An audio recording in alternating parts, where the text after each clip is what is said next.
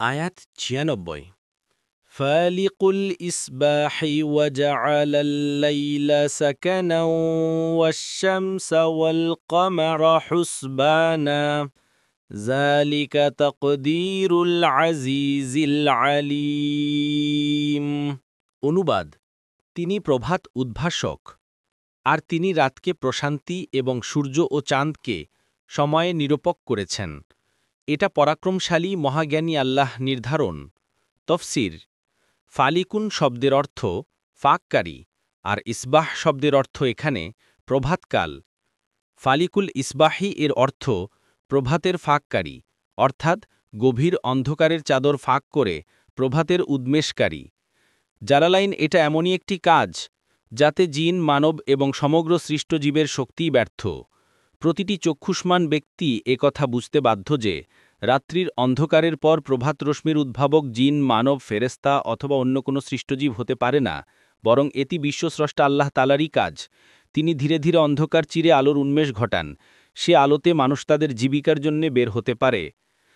সাদি: অর্থাৎ আল্লাহ তাআলা সূর্য ও চন্দ্রের উদয় অস্ত এবং এদের গতিকে একটি বিশেষ হিসাবের অধীনে রেখেছেন।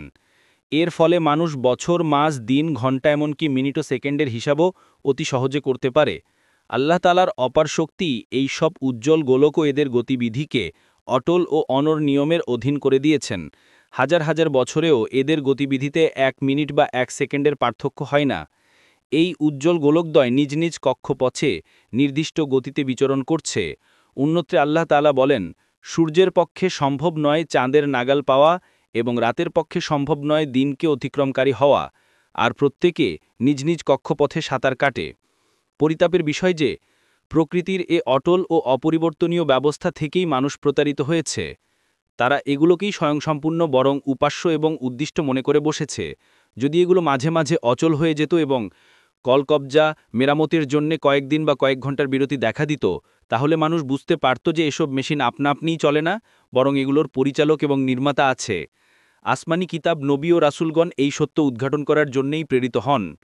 কোরআনুল কারিমের এ বাক্য আরও ইঙ্গিত করেছে যে বছর এবং মাসের সৌর এবং চান্দ্র দুই প্রকার হিসাবই হতে পারে এবং উভয়টি আল্লাহ তাআলার নিয়ামত।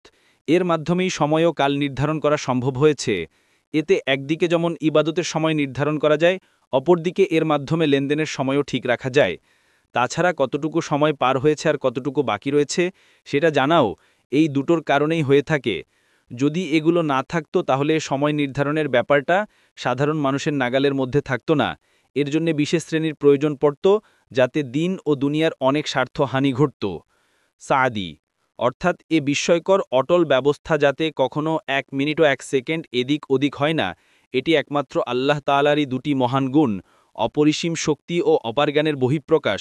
এজন্যই বাক্যের শেষে আল্লাহর দুটি গুণবাচক নাম উল্লেখ করা হয়েছে। পরাক্রমশালী মহাজ্ঞানী, তার অপার শক্তির কারণে সমস্ত কিছু তার অনুগত বাধ্য হয়েছে, আর তার পরিপূর্ণ জ্ঞানের কারণে কোনো গোপন বা প্রকাশ্য সবকিছু তার আয়ত্তাধীন রয়েছে। সাদি।